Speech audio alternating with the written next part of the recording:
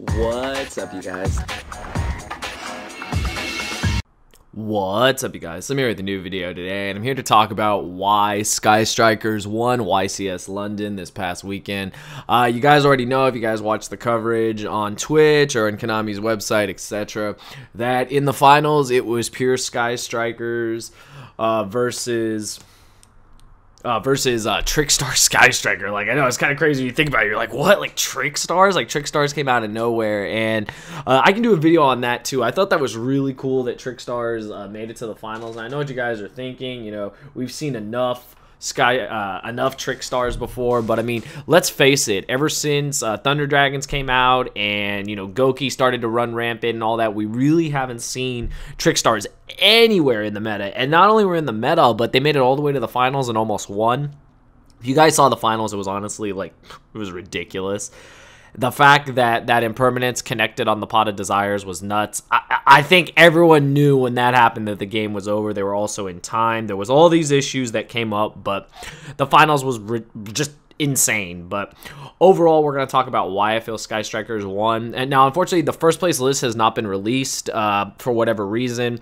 I'm sure as soon as it comes live to YouTube or a link, I'll have it in the description, but I'm just going to talk about, you know, I have all the Sky Striker cards in front of me, all of them, you know, in one of forms, and of course the links, and just to talk about why I feel the deck won. So we're getting into a lot of the main stuff. Like, usually I would go over the deck and, you know, just give you guys what the deck played, but since I do not have access to the list yet, and no one does until it becomes live, I'm sure either Lithium, Farfa, Sam, I'm sure someone will have it, and I'll link it in the description so you guys can watch it instead of talking about it. We've seen Sky Striker lists a million times over. I don't think there might be some unique stuff, and we can talk about that in this video, but I feel like overall it's pretty much all the same stuff. So I would say the number one reason I feel Sky Strikers won is that they are still extremely consistent. Now, we already know Hornet Drones went to 1, but that doesn't change the fact that there are still 3 Engage. You have 3 Ray, you have your Field Spell, you have all these cards, you have multi-roll, and you can play all these cards at 3 ofs, you know, with your 1 Hornet Drones, and those are all your starter cards, and I feel that that's why the deck is very successful. It has a lot of starter cards. Terraforming turns into a starter card because it searches your area 0. Anything that basically gets you started, gets you to Ray, gets you to your links, you know, gets everything going. I would say that that was one of the main reasons the deck won. It's also the fact that, you know, with Engage, like, after you resolve multiple Engagers, you activate multiple spells, you're drawing additional cards. You're getting quote-unquote bonus cards, as Farfa calls it, but you think about that, and it's like, it basically becomes Pot of Greed. You're drawing 2 cards, and I know what you guys are thinking. Slim, you know, the Dark World FTK draws 1,000,000 cards. That's true, very true. But the problem with the Dark World FTK, and there is a problem, is that if it fizzles, or if they do not hit the right cards when they use their danger effects, the deck can fizzle, and that's what happened to a lot of players, and that's why the deck didn't even make it to the finals. Bowden, we all thought Bowden was going to win, to be honest, and he even said that he just literally, like, missed on all his dangers and everything in top 4, so, you know, it happens. So that's one thing you guys need to realize. Whereas with Sky Strikers, like, yes, based on, like, a couple hand traps, you might not be able to make your plays, but other than that, like, if you're resolving multiple engages, if you're doing the basic, like, end on Shizuku, then the next turn you have 2 engages, you get so ahead of your opponent that there's not much they can do. So I feel that that's one of the reasons. It was the consistency of the deck. The deck was able to do everything it wanted to do each game, and it had enough starters to, you know, to accomplish that goal. That's number one. Number two, I would say that the thing with Sky Strikers is that they have answers for everything, and that is why I actually wanted to do the video like this. Is if you look at every card in Sky Strikers, now for a lot of you, you're going to be like, we know what the cards do, but actually, like, apply that. Think about that for a minute. They have, now I'm going to start with the card that probably may not even be in that main deck, but is a card to just mention anyway, and that's Jamming Waves. A lot of people do not like this card. They feel that the card does not really accomplish a lot. However, this card is, at its worst, a spell and trap removal card. If there's, you know, 3 spells in the grave, you, of course, you know, get rid of another card and it doesn't target. That's really added, you know, utility and removal. Really important. You have, of course, Engage. This is the heart and soul of the deck. It searches whatever you want. It also can draw you additional cards. It doesn't get better than that. Again, the whole point of this is all of these cards provide a function that make the deck so powerful. Afterburners is just the opposite of Jamming Wave. Pops a monster, pops a back row. that utility of even when you don't have the 3 spells of just being able to pop a monster is huge. And that's like something I think a lot of people need to take into account, is that all these Sky Striker cards, they provide a service. Basically, they do something for you against your opponent to get you back in, to get the game back in your favor. I think is the best way to say it. Ego Booster. This card's really started to see a lot of play. This card is insane. It makes it to where the card is unaffected by card effects. So basic, and if you have 3 or more spells, it can't be destroyed by battle this turn.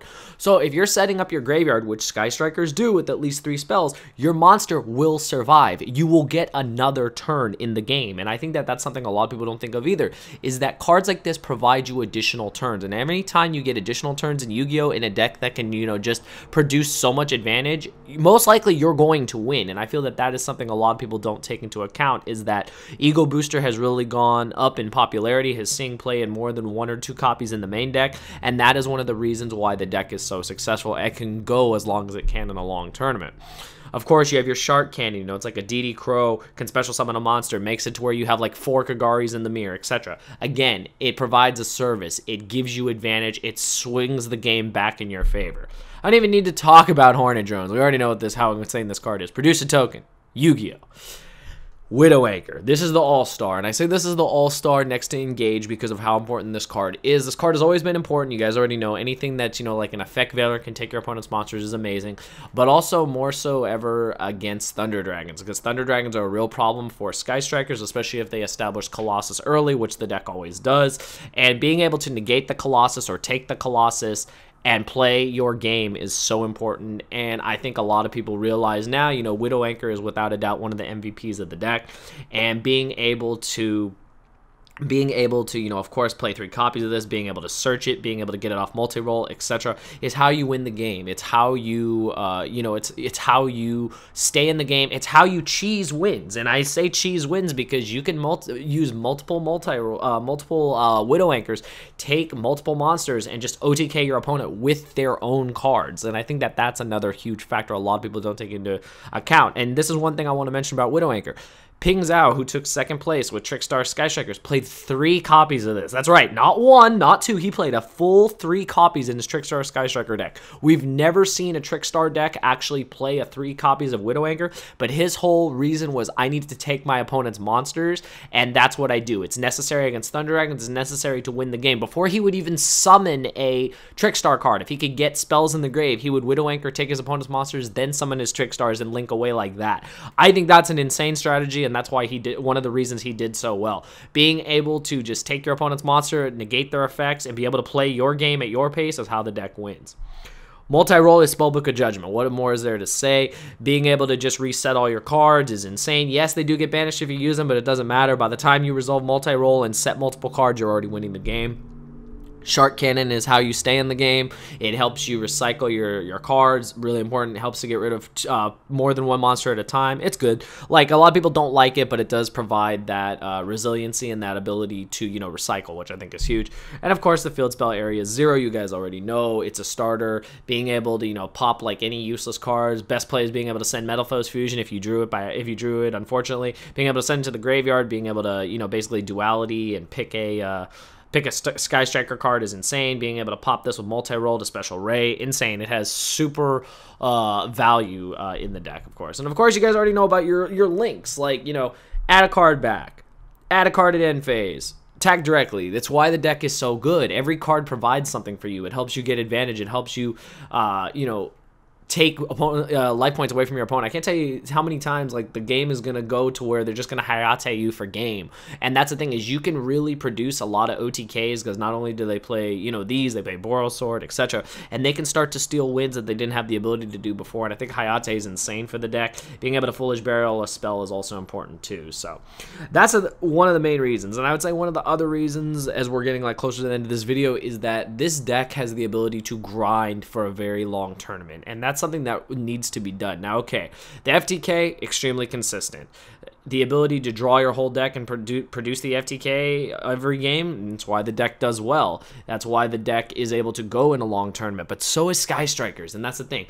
Thunder Dragons, they're a great deck. I love the deck, but sometimes the deck bricks, sometimes the deck can't play, sometimes the deck gets countered and can't come back. Whereas Sky Strikers, they have a really long grind game, and that's why the deck is so good. Any deck that has a really long grind game has this much utility and has this much recyclability and ability to just keep going and going and going in a long tournament is why the deck does so well. I feel that a lot of people were really focusing more so on Sky Strikers this event, and that's another thing, is that this deck had high representation. Another reason why it did so well, and I would say probably another reason why it won. Now, the top 4, I believe, was a Danger Dark World, the Trick Stars, the Sky Strikers, and Typhoon with his Altergeist. So the top 4 was a very diverse meta, and the Sky Striker beat out the Danger Dark World, which I think is, just insane. So by knocking out the FTK, they went against Trickstars in the finals. Now you guys are thinking, I thought original Sky Strikers weren't as good as Trickstar Sky Striker. Well, the thing is since Trickstar Sky Strikers only play like Widow Anchor and Engage and the drones, yes, they have a really good, extra engine, but they don't utilize all these cards. They don't utilize all this resiliency that Sky Strikers have, and I feel like overall, the deck, in a sense, like in that top 4, if they knock out the FTK, I feel it was destined to win. I feel that it has such a strong matchup against pretty much everything. The Altergeist, I think, definitely could have gone further. The ability to main deck spell Secret Village is insane. This deck really does struggle against that, so that is one thing. But the fact that it went against Trickstars in the finals, I think, gave it an advantage too, and I really think that the fact that, people were, just really focusing on the FTK made it to where Sky Strikers, in a sense, just went through and did their thing. And that's my whole point, is that this deck won because of its consistency and its ability to just grind for a long tournament. Like, when you think of a long tournament like a YCS, a Nationals, or something like that, not a regional so much, but you think of like these events, like you want a deck that can play every single game, number 1. Number 2, can be consistent, and number 3, can just grind and grind and grind. And that's what Sky Strikers do. And I feel that this was the reason why the deck won YCS London. I would say another reason is because without Summon Sorceress, and I know what you guys are thinking, oh, they can still do the FTK. That is true, but I'm not talking about the FTK. I'm talking about Goki. Goki cannot do what it does here in the States without Summon Sorc, but they are able to still play the FTK, so you have to take that into account.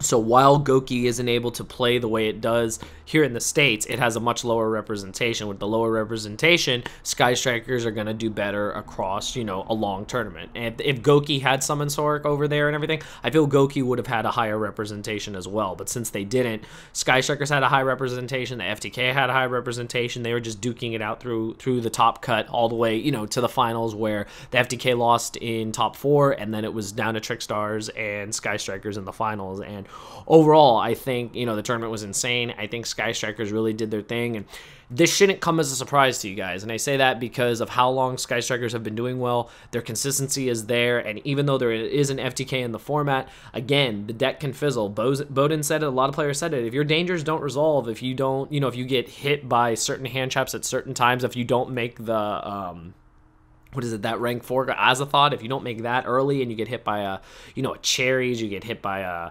if they cherries your firewall, if they ash whatever, if you do whatever, negate your effects, there's nothing you can really do, and then you're at a disadvantage. And of course, if you have multiple Widow Anchors, you can just Widow Anchor away a lot of their stuff, and they just don't have a way to play. So I think that's pretty crazy. But overall, I'm actually not surprised that Sky Strikers won. I felt that when I saw the top 4, I personally thought FTK was going to win, but when FTK got knocked out and when Altergeist got knocked out in the finals, to be honest, I really wanted to see Trickstars win, but I noticed that, I know deep down, pure Sky Striker is more consistent and has, a lot more like of a toolbox going forward. I would say that's the best way to describe it, is they have a toolbox that they're able to utilize in all their cards, and I think that's why they did so well. But overall, I hope you guys enjoyed this video. If you did, be sure to smash that like button.